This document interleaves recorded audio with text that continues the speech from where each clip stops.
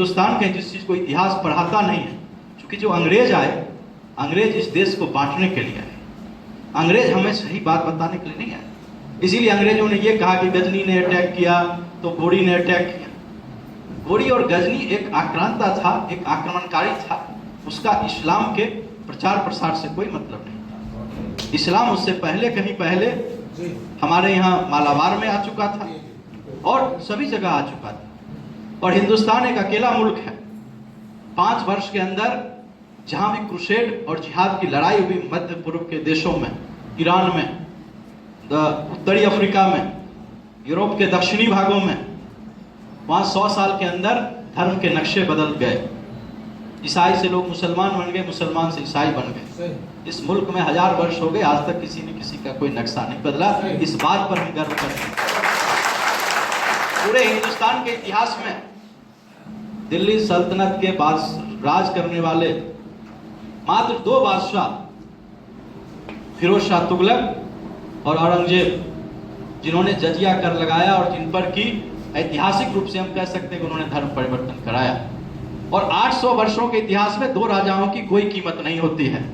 हमको गर्व करना चाहिए कि इसके अलावा हिंदुस्तान पर जिनने भी राज किया, उन्होंने कभी धर्म परिवर्तन नहीं करवाया, उसने कभी कोई जजिया कर नहीं लगाया।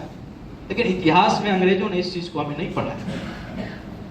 हमारे देश का साम्राज्य, विजयनगर साम्राज्य, जो दिल्ली सल्तनत थी उससे कहीं बड़ा साम्राज्य था विजयनगर। विजयनगर का जो राजधानी थी वो अपने आप में अद्भुत थी, जिसकी कि जो भी यूरोपियन आया उसने लिखा कि यह रोम से भी बढ़िया और सुंदर शहर है। लेकिन अंग्रेजों ने कभी उसको बढ़ावा नहीं दिया कि लोग ये पढ़ सके कि भाई ये रोम से भी सुंदर शहर है, क्योंकि अंग्रेज ये बताना चाहता था हिंदुस्तान के लोगों को, इस मुल्क के लोगों को, कि भाई तुम पर जो राज, मुगलों ने तुम पर ये राज किया, अब तुम पर हम राज करने आए हैं, क्योंकि हम रक्त श्रेष्ठता के आधार पर राज कर रहे हैं और तुम पर हम राज करते रहेंगे।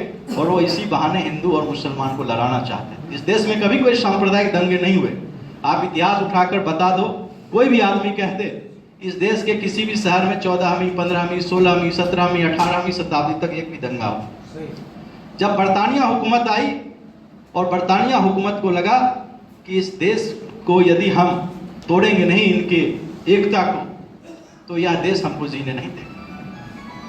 विश्व के जितने भी बड़े एंथ्रोपोलॉजिस्ट हुए, उन्होंने विश्व को अलग अलग तरीके से डिवाइड किया।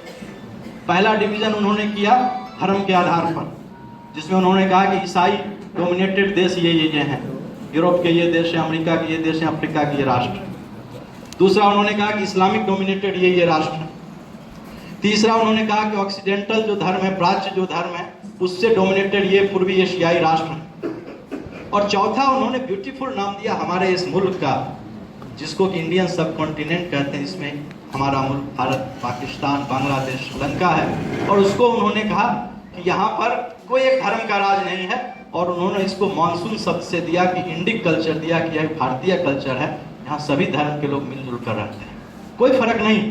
आपका नाम इकबाल है, आपके नाम के आगे हम इकबाल चंद लगा देंगे तो आप हिंदू हो गए, मोहम्मद इकबाल लगा देंगे तो मुस्लिम हो गए, और इकबाल सिंह लगा देंगे तो वो सिख हो गए, कोई अंतर ही नहीं। जेम्स इकबाल लगा देंगे तो वो ईसाई हो गए। कोई नाम में अंतर नहीं है, कोई कल्चर में अंतर नहीं। यहीं बगल, आपके बगल में बागपत में चौहान गांव के 5 गांव हैं।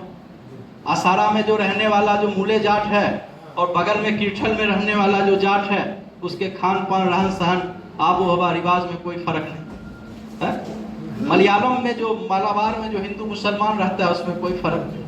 बंगाल में जो हिंदू मुसलमान रहता है उसमें कोई फर्क नहीं। लेकिन यहाँ के रहने वाले मुसलमान और बंगाल के मुसलमान के खान पान, कल्चर, सब में अंतर। तो यहाँ हिंदू मुसलमान नाम की कोई चीज ही नहीं थी इस मुल्क में।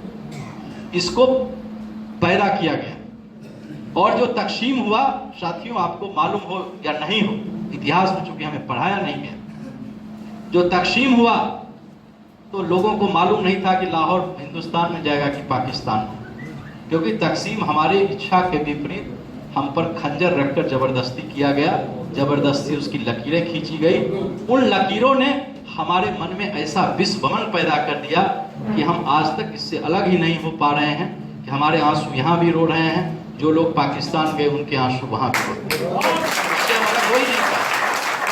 जब तक हम इस चीज से नहीं ऊपर उठेंगे। आज एक साहब ने कहा, आज क्यों विश्व की सभी ताकतें लगी हुई हिंदुस्तान को कमजोर करने में। आज वर्ल्ड में जितने आईटी के एक्सपर्ट हैं वो हमारे मुल्क के लोग क्यों हैं? क्योंकि हमने जीरो का आविष्कार किया। तो जीरो का जब आविष्कार हुआ और डेसिमल सिस्टम हिंदुस्तान से गया, हिंदुस्तान से पहले अरबों ने सीखा और अरबों से फिर यूरोपियनों ने सीखा, रोमनों ने। और आज जब आईटी का पूरे विश्व में प्रचलन बढ़ा तो हमारे विश्व के लड़के हमारे हिंदुस्तान के लड़के पूरे विश्व में छा गए, क्योंकि उनके पास हमारे यहाँ घर घर में लोग सवैया जानते थे, लोग छंद जानते थे, सबको गांव में लोग साक्षर नहीं हो लेकिन इनको रटा हुआ था पहाड़ा। तो इसका हमको इतना गौरव था, जो ही आईटी का जमाना आया हमारे लड़के पूरे विश्व में छा गए। हमारी जो मेडिसिन है आयुर्वेद धीरे धीरे पूरे विश्व में छा रही है। तो इससे लोगों को जलन होने लगी कि कैसे ये देश जो है इतनी तरक्की करने लगे, और इस तरक्की के कारण पूरे विश्व की नजर रहती है कि हिंदुस्तान की ताकत को कैसे कमजोर करें, कैसे बगल के देश की ताकत को पाकिस्तान को कमजोर करें, कैसे हम श्रीलंका में तबाही फैलाएं। और ऐसे लोग ही इस तरह का तमाशा बुनियादी चीजों में बढ़ाते हैं। कोई भी धर्म हो, इस्लाम या हिंदू या ईसाई, कोई भी धर्म रिलीजन कभी भी जो सेंटिमेंट है उसके विपरीत कोई बातें नहीं करता। इस्लाम ने पूरे वर्ल्ड को दो चीजें दी, पूरी इस्लामिक फिलॉसफी ने। पहला चीज जो इस्लाम ने दिया पूरे विश्व को, वो दिया फ्रेटर्निटी, भ्रातृत्व। एक इमाम के पीछे एक रिक्शा वाला भी नमाज पढ़ रहा है, भारत का राष्ट्रपति भी नमाज पढ़ रहा है। ये भ्रातृत्व दिखाता है, ये फ्रेटर्निटी दिखाता है। कार्ल मार्क्स ने जो बातें 18वीं शताब्दी में आकर कही कि हम इस पूरे देश में पूरे विश्व के मजदूरों को एक करेंगे और सब लोगों को एक समान लाएंगे, ये बात इस्लाम में हमारे प्यारे नबी ने आज से 1400 साल पहले। दूसरी जो चीज दी उन्होंने, उसने क्या दिया? सेक्रीफाइस, कुर्बानी। कुर्बानी का अर्थ ये नहीं होता है बकरा काट दिया, भैंसा काट दिया। कुर्बानी का अर्थ होता है कि जो हमारे जो विचार में जो गलत विचार हैं उन विचारों को आप परित्याग करिए। यही फिलोसफिकल कुर्बानी। कुर्बानी नहीं है कि हम गाय काट दें, ऊंट काट दें, भैंस काट दें, भैंसा काट दें, इसका कहीं फिलोसफिकल अर्थ नहीं। कभी नबी ने ऐसा नहीं कहा। लेकिन क्या कुछ गलत बोल दिया? Sir continue. भगवान श्री कृष्ण ने जब गीता का ज्ञान दिया लोगों को, तो भगवान श्री कृष्ण ने एक ही चीज कहा। जब अर्जुन को यह कंफ्यूजन होने लगा कि हमारे विश्व पितामह ने हमें गोद में खिलाया, हमें इतना ज्ञान दिया, द्रोणाचार्य ने हमें तरह तरह की विद्या सिखाई और मैं इनसे झगड़ा करूंगा, इनसे लड़ाई करूंगा। तो भगवान कृष्ण ने एक ही बात कही पूरे गीता, और उन्होंने कहा कि स्थित प्रज्ञ बनो। स्थित प्रज्ञ क्या है? स्थित प्रज्ञ है कि आप आसक्ति से रहित होइए। मैं दीपक कुमार हूं, हमको इस बात की आसक्ति नहीं होनी चाहिए कि मैं एसएसपी मुजफ्फरनगर हूं, या एसएसपी मेरठ हूं, या एसपी बागपत हूं, या एक सबसे पहले मैं मनुष्य हूं। और मैं इस आसक्ति से जब दूर रहूंगा, असली कुर्बानी ये जो जकात की बात नबी ने कही, जकात क्या है? जकात में दिया हुआ है, किसको जकात देना है? आप मौलाना साहब ने 100 करोड़ रुपया कमा लिया और इनका भाई बगल में भीख मांग रहा है और 200 रुपया मांग रहा है, इनको कभी अल्लाह जो है इन पर नहीं रहम करेंगे, क्योंकि इन्होंने पाप किया। इनको अपने भाई पर ध्यान देना, इससे और कमजोर आदमी है उन पर ध्यान देना, और तब और आप गांव को, समाज को और लोगों को ध्यान दीजिए। कहीं भी कोई भी धर्म ये नहीं कहता है। नबी के क्षेत्र में मैं आपको एक ही उदाहरण दूं, मदीना से मक्का आए नबी, जिन्होंने उन पर जुल्म किए, ज्यादती की, लोगों ने कहा इनको कत्ल कर दीजिए। क्या नबी ने कत्ल कर दिया? एक भी उदाहरण आप बताइए, क्या उन्होंने कत्ल किया? उन्होंने कहा नहीं, ये उनका काम था। हमको सबको खुदा ने बनाया, हम सब खुदा के बंदे हैं। कोई भी धर्म की फिलॉसफी, कोई भी रिलीजन की फिलॉसफी ये चीज कहती ही नहीं है। और उत्तर प्रदेश का तो कम से कम सौभाग्य है। हम लोगों को देखिए क्यों दुख होता है।